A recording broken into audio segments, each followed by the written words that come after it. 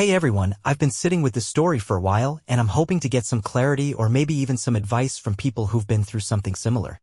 It feels a little surreal writing it out, but here goes. So, my wife and I have been married for almost 8 years now.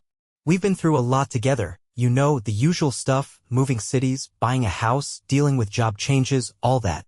We've always had big dreams, especially about building a life and growing a family.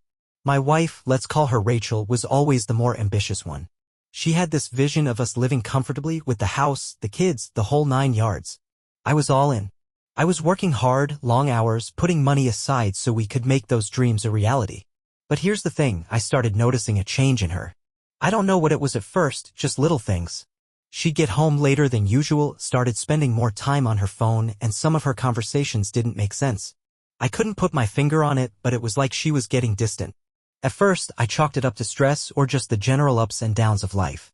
I mean, we were both working a lot, so maybe she just needed more space.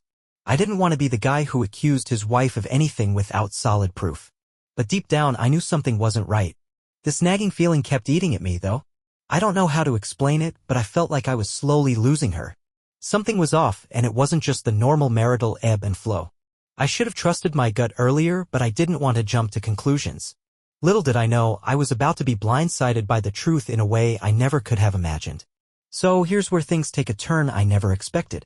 I had just returned from a business trip. It was supposed to be a quick thing, 2 days, in and out. I was excited to get home, relax, and maybe catch up on some time with Rachel. The trip had been a success, but honestly, I couldn't shake this weird feeling the whole time I was gone. I kept telling myself I was overthinking things, but when I got back to our place, I noticed something strange.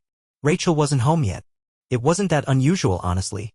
She had started picking up more shifts at her job, and sometimes I'd get home to an empty house. No biggie. But then, as I walked into our bedroom to drop my bags, I saw it, the unmistakable glow of her phone screen lighting up from the bed. The thing is, her phone was never left out in the open. She was always so careful with it, so I knew something wasn't right. I wasn't planning on snooping. Honestly, I wasn't. But I've always been curious, and in a moment of weakness, I decided to check her messages. What I found, well, it's hard to put into words. There were texts from some guy. I don't know who he was at first, but the messages were clear as day. Flirty. Explicit. A lot of them made me feel physically sick. This guy, who was apparently just a friend, according to Rachel, had been sending her messages about how much he missed her, how he couldn't wait to see her again. They even talked about meeting up while I was away, and I found pictures that she'd sent him. Not photos of her face, but, well, you can imagine the rest. I felt like I'd been punched in the gut. My heart was racing, my hands were shaking, and my mind was just reeling. I was still trying to process it when Rachel walked through the door. She smiled when she saw me, like everything was fine. And for that brief moment, I wanted to believe everything was fine. But deep down, I knew it wasn't. I didn't confront her immediately. I needed to think. What could I even say at that point? I felt like my entire world had just been flipped upside down. It wasn't long before I couldn't take it anymore. That night, as we were having dinner, her, all smiles and acting like everything was normal, I just snapped. I couldn't pretend anymore. I wasn't angry yet, I was still in a state of shock. But there was no way I could keep pretending everything was fine when I knew what I knew. Rachel, I said, my voice shaking just a little, who's Mark? Her smile faltered for a split second, but she quickly covered it up. Mark? What are you talking about? The guy you've been texting, I said, trying to keep my voice steady. The one who's been sending you pictures and messages. How long has this been going on? For a second, she just stared at me, her face completely blank. Then she did what she always does when caught in a lie, she deflected. You're being ridiculous, she snapped, her tone suddenly icy. I don't know what you're talking about. You're always so paranoid. We're fine, okay? This is just your insecurity talking. That was the first lie. The first of many. I saw the messages, Rachel, I said, trying to stay calm despite the storm brewing inside me. You can't lie your way out of this one. Don't try to act like I'm imagining things. Her eyes widened and she looked almost panicked for a second. But then, just like that, her face morphed into that mask of calmness that I had grown so used to, the one that made me feel like I was the crazy one. Fine, she said, crossing her arms and leaning back in her chair like she had all the power in the world. Yes, I've been texting Mark. But it's not what you think, okay? We were just talking about old times. I swear, it's innocent. It's nothing serious. You're overreacting. I couldn't believe the words coming out of her mouth. Nothing serious? Were these the same texts where she was talking about how she couldn't wait to be with him? How did she think I was going to buy that? And what about the pictures? I asked, trying to keep my voice level. You think sending him explicit pictures is nothing serious? She shot me a glare. You don't understand, do you? You're always so busy with work. You're hardly ever here. I'm not some perfect wife, you know? I have needs too. And Mark, he's just there, okay? He listens to me, unlike you. Her words stung like nothing I'd ever felt before. My brain was screaming at me to just walk out, to end it right there. But I couldn't move. I was frozen in this haze of disbelief, and I just wanted her to keep talking, to keep digging herself into this hole. She took a deep breath as if trying to gather herself. Look, maybe I shouldn't have let things get this far, but it's not like we've been happy for a while, right? You've been so focused on your work, and I'm not getting what I need. I was seething now, my heart pounding in my chest. So, what? You thought cheating was the answer? You couldn't talk to me? You couldn't tell me what was wrong? Rachel shrugged, her expression cold. I tried. But it was always the same. You didn't listen. You were always so caught up in your stupid business. Maybe I should have left a long time ago, but I didn't. And now you're acting like this is all my fault? Please. I felt like I was suffocating. Everything she was saying just seemed like a cheap excuse. She was spinning the story, making herself out to be the victim, and I was the one who had let her down. The more she talked, the more I realized how manipulative she had become. At that moment, I felt a rush of anger. Not just anger at her betrayal, but at myself too. How had I not seen it? How had I been so blind? I stood up abruptly. I can't do this anymore, Rachel. I'm done. But she wasn't finished. Of course, she wasn't. Don't be dramatic, she scoffed. This doesn't have to be the end. You don't have to ruin everything. We can work through this. I'll cut things off with Mark. I promise. But I wasn't listening anymore. I couldn't. Every word she said felt like a further betrayal, and I had already made up my mind. This was over. I walked out of the room, my heart heavy with the weight of the decision I knew I had to make. But I was done. I just didn't know yet how much more this story was about to unfold. The days that followed were a blur. I don't think I've ever felt more numb in my life. It's like I was walking through life in a fog, just going through the motions. I didn't know what to do with myself. Rachel kept texting, calling, begging for a second chance, but the words were hollow.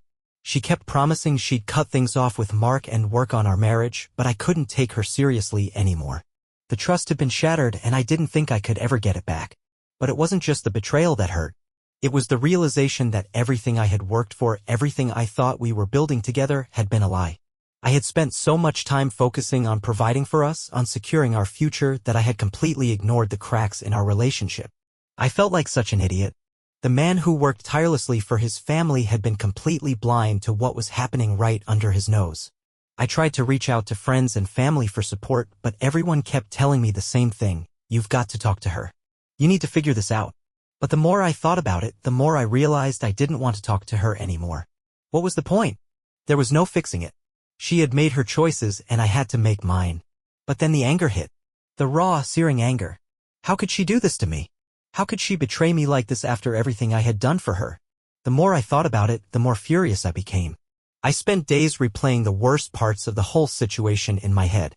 The lies, the manipulations, the texts, the photos.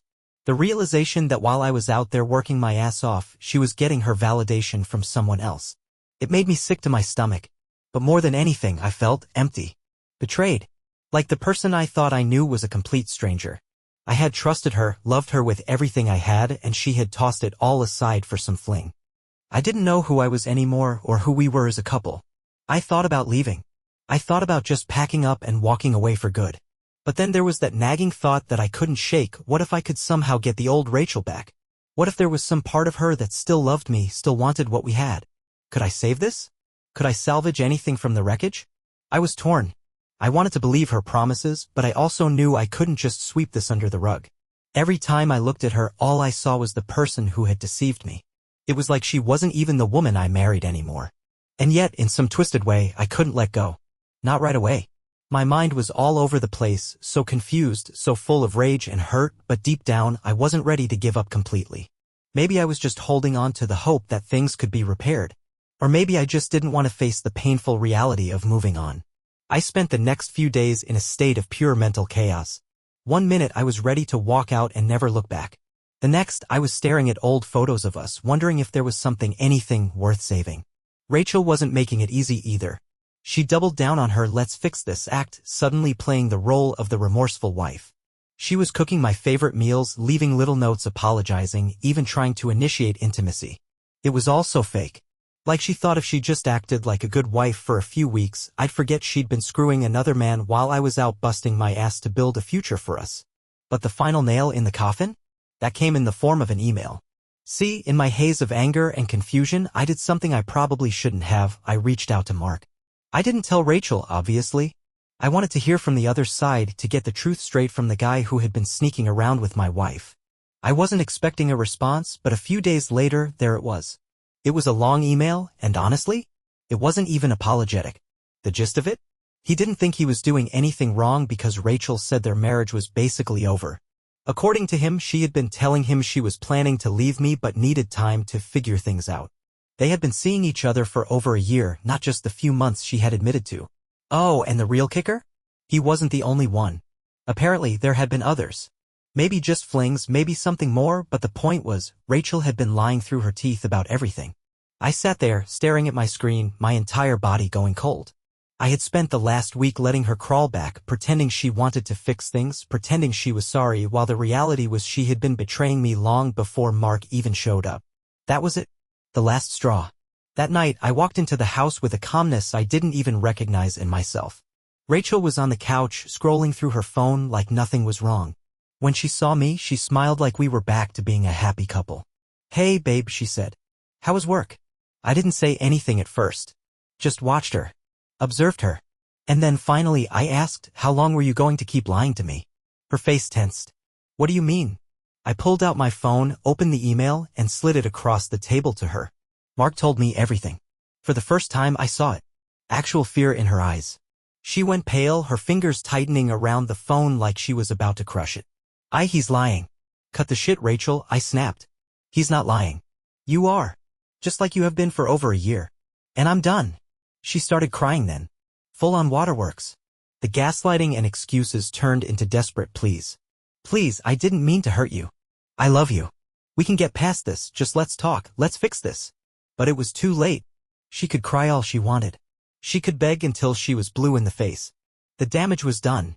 I had spent the last 8 years building a life with someone who had no respect for me, no love for me. I wasn't about to waste a single second more. I walked out that night and I never looked back. But the story? It was far from over. Walking away that night felt like ripping off a bandage that had been festering for years. But I wasn't free yet, not even close. Rachel wasn't about to let go without a fight. The next morning I texted her, "I want a divorce." No long speech, no explanation. Just those 4 words. She didn't respond right away. I imagined her sitting in our house, my house, staring at her phone in shock. She had probably convinced herself that her crocodile tears had worked, that I'd come crawling back like some desperate fool. But I wasn't that guy anymore. When she finally did reply, it was with the classic, "Can we talk?" No. No, we could not talk. Talking was what got me into this mess in the first place. I moved out that same day, crashing at a buddy's place while I figured things out. Rachel kept blowing up my phone, switching between begging me to come back and accusing me of overreacting. She actually said, "You're really going to throw away 8 years over a mistake?" A mistake? A year of cheating. Multiple guys? Lying to my face. Gaslighting. That's not a mistake, that's a personality trait. But the real storm hit when I served her with divorce papers. That's when Rachel's true colors came out. At first, she refused to sign them. She tried everything, tears, guilt-tripping, even saying, "You'll never find someone who loves you like I do." Yeah, I sure as hell hope not. Then, when she realized I wasn't budging, she got nasty. Suddenly, I was the villain. She told mutual friends that I was abandoning her after everything we'd built together. That I had changed and become cold. She left out the part where she was screwing half the city while I was out making money for us. The worst part? She tried to go after my money. I had started a business a couple of years back and it was finally taking off. Rachel had never supported it, she used to roll her eyes whenever I talked about it, saying it was a waste of time. But now that we were divorcing, suddenly she thought she was entitled to half of it. She actually had the audacity to say, "I sacrificed so much for you. You wouldn't have gotten this far without me." Yeah. Rachel's biggest sacrifice was ordering takeout while waiting for her side guys to text back. I got a lawyer. A damn good one. Rachel had no job that could sustain her lifestyle and no real claim to my business since she had never been involved. The fight dragged out for months, but in the end, I walked away with everything. She got nothing. No money. No house. Not even a damn toaster. But you want to know the best part? While she was busy scheming, karma was already setting the stage for her downfall. And I had no idea just how satisfying the next part of my life was about to become. After months of dealing with Rachel's nonsense, the divorce was finally finalized. She had dragged it out as long as possible, thinking she could squeeze some last-minute settlement out of me. But in the end, she walked away with nothing. Well, not nothing. She did get a reality check. I moved on quickly, not just emotionally, but financially too. My business, the one she said would never amount to anything, it took off. I landed a major client that catapulted me into a whole new tax bracket. I was no longer just doing okay. I was making serious money. Meanwhile, Rachel was struggling. Her safety net, aka Mark the side piece, turned out to be just as much of a lying piece of trash as she was. The moment I kicked her out, she thought she'd just move in with him and live her best life. Turns out, Mark had multiple other women and had zero intention of playing house with her. She had quit her job thinking she was going to secure some money from the divorce. Yeah? No job, no savings, no house, and no side dude willing to take her in. And guess what? She started reaching out to me again. At first, she played it casual. Hey, just wanted to see how you're doing. I ignored it. Then she went for the pity angle. I've been struggling a lot lately. I just wanted to talk. Ignored. Then she got desperate. I made a mistake. I realize now that I lost the best thing that ever happened to me. You know what I did? I left her on read. Let her marinate in that regret. Let her sit there, realizing that she threw away a loyal, hard-working husband for a temporary thrill. Let her watch from the sidelines as the life we should have built together was now mine alone. But this is where things take an unexpected turn. Because while Rachel was spiraling, someone else was quietly re-entering my life. Her sister. Yeah, you read that right. And that's when things got really interesting. So let me clarify before y'all start judging, this wasn't some petty revenge thing. It wasn't planned. It just happened. Rachel's sister, Emily, was always different from her. She was quieter, more grounded, and never really got involved in Rachel's drama. Back when Rachel and I were together, Emily and I had been friendly, but we weren't exactly close. She mostly kept to herself, probably because she knew what kind of person her sister really was. But after the divorce, Emily reached out to check on me. At first, it was simple. A message here and there, hey, I heard everything. I'm really sorry. You didn't deserve that. Then if you ever need someone to talk to, I'm here. It was refreshing to talk to someone who wasn't trying to manipulate me, guilt-trip me, or gaslight me into believing I was the problem. Unlike Rachel, Emily actually listened. She didn't make excuses for her sister, didn't try to defend her actions, she just let me vent. What started as casual conversations slowly turned into something more. We started meeting up at first, just as friends. Grabbing coffee, talking about life, laughing at old stories. But there was chemistry and we both felt it. Still, we were hesitant. I mean, how messed up would it be to go from being married to Rachel to dating her sister? But here's the thing, Emily wasn't Rachel. She was kind, thoughtful, supportive, and she had seen firsthand how toxic her sister was. One night, after a long dinner, she finally admitted something that shocked me. I always thought she didn't deserve you, she said quietly. I just never said anything because, well, she was my sister. That hit me like a ton of bricks. Here I was, thinking maybe I had done something wrong in my marriage, when in reality, even her own sister knew Rachel was a selfish, manipulative mess. That was the night everything changed. One moment, we were just two people trying to process years of emotional wreckage. The next, we were kissing. And let me tell you, it felt right. Like, really right? But little did we know Rachel was about to find out. And her reaction? Oh, it was priceless. Emily and I kept things quiet at first. Not because we felt guilty, but because we knew how Rachel would react. And trust me, when she did find out, it was even worse than I expected. It happened when Emily and I were out at dinner. Nothing fancy, just a small restaurant in town. We weren't being overly affectionate, but we weren't exactly hiding either. At some point, I noticed a familiar figure standing near the entrance. Rachel. Her face was twisted in a mix of shock, rage, and disbelief. For a moment, she just stood there, like her brain was trying to compute what she was seeing. And then, just as I predicted, she lost her shit. She stormed over to our table, not caring about the scene she was making. Are you kidding me? She practically shrieked. You're dating her? My sister. Emily, to her credit, stayed completely calm. She didn't flinch, didn't back down. She just sipped her drink and said, looks like it. Rachel turned her fury to me. What the hell is wrong with you? This is disgusting. I set my fork down and looked her dead in the eyes. Disgusting? You mean like cheating on your husband while he was out earning money for your future? That kind of disgusting. That shut her up real quick. She stammered, trying to come up with some excuse, but for the first time in her life, she had nothing. No manipulation, no lies, just pure, bitter defeat. Then she turned back to Emily, her own sister, and spat out, "How could you do this to me?" And that's when Emily delivered the final blow. "I didn't do this to you, Rachel. You did this to yourself." Rachel stood there, seething, eyes darting between us like she was waiting for someone to fix this for her. But no one did. She had burned every bridge, and now she had to live with the consequences. She stormed out after that, and honestly, that was the last real conversation we ever had. She tried to send a few nasty texts afterward, some guilt-tripping, some fake apologies, but I ignored every single one. Meanwhile, Emily and I? We thrived. The business I had sacrificed so much for boomed. Within a couple of years, I was making millions. I traveled, I expanded, I built the life Rachel always wanted, only now I was living it with someone who actually deserved it. And a year later, Emily and I got married. Not out of revenge. Not out of spite. But because she was the woman who saw my worth when her sister never did. Last I heard, Rachel was still single, still struggling, and still blaming everyone but herself for her downfall. Some people never change. As for me, I got my happily ever after. And to anyone out there going through something similar, trust me when I say this, sometimes the worst betrayal leads to the best comeback.